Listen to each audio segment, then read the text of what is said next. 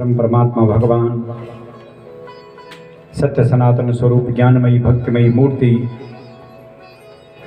अखंड ब्रह्मांड नायक श्री बाल मुकुंद भगवान के चरणों में कोटि कोटि नमन करते हुए, कोटि कोटि वंदन करते हुए एवं समस्त मेरे आवाहित श्रेष्ठ देवताओं कुल देवताओं का वंदन करते हुए तथा मंडपोपरि भद्रोपरि विराजमान मेरे 33 कोटि देवताओं एवं समस्त आवाहित मेरे इष्ट देवताओं का वंदन करते हुए, चिंतन करते हुए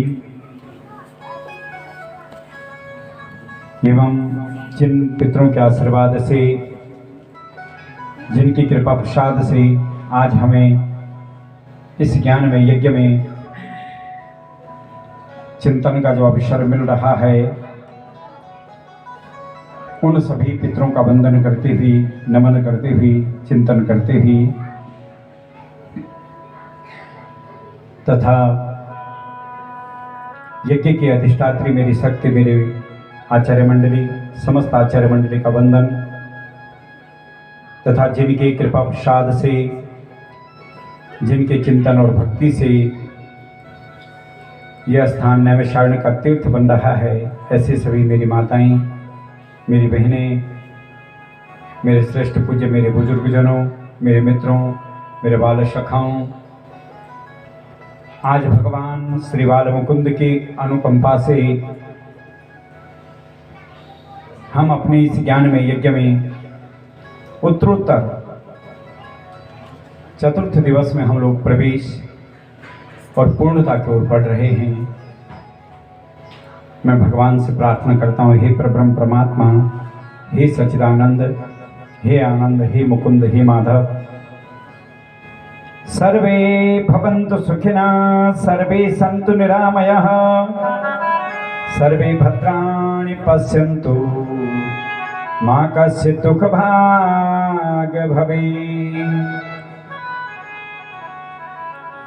सबका जीवन सुखमय हो, सबका जीवन ज्ञानमय हो, ये कामना भगवान से करते हुए, ये प्रार्थना भगवान से करते हैं। कहते हैं भागवत में वर्णन आता है कि 3 प्रकार की वाणी,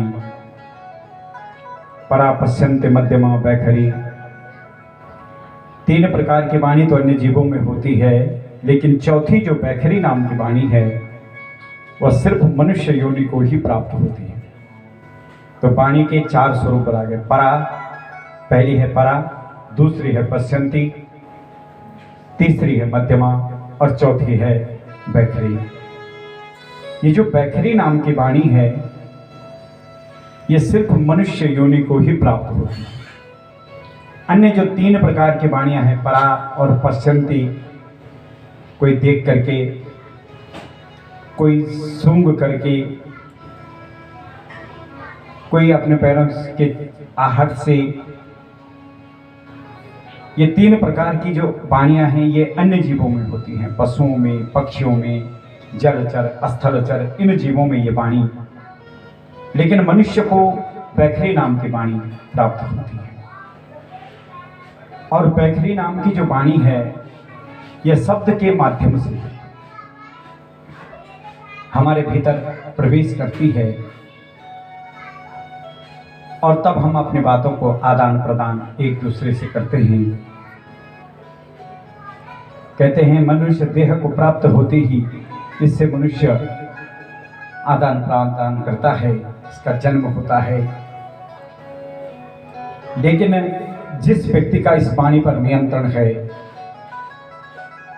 जिसने इस वाणी को अपने बस में किया है, वह संसार से तर जाता है, पार हो जाता है। जिसका पानी पर नियंत्रण नहीं, वो संसार में ही, कहते हैं ये वाणी परम गति को भी देती है, परम धाम को भी देती है, परम तत्व को भी देती है, और ये वाणी नरक की गति भी देती है।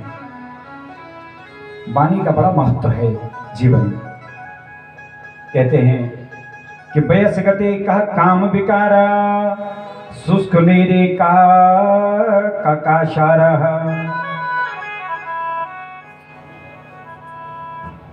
यौवन अवस्था आई तो मद में लीन हो गए, अनेक अनेक प्रकार के विकार हो गए, मैं प्रवेश कर जाता है। फिर धीरे धीरे वृद्धावस्था की तरफ जब बढ़ने लगे तो मैं चला जाता है। कोई व्यक्ति किसी वस्तु को उठा नहीं सकता तो हम कहते वाह, उठा नहीं पा रहा है, क्या बात है।